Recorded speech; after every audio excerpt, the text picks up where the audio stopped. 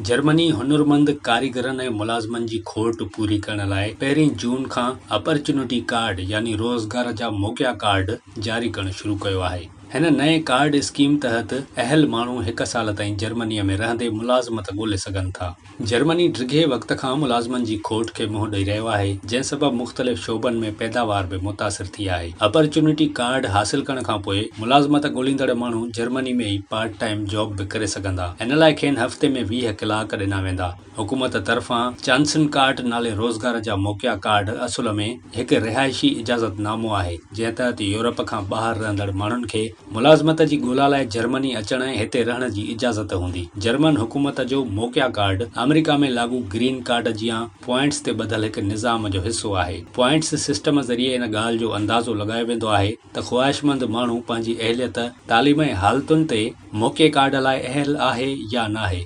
मौक़ियो card हासिल करण लाइ घटि में घटि 6 पॉइंट्स हुजण जी ज़रूरत हूंदी आहे।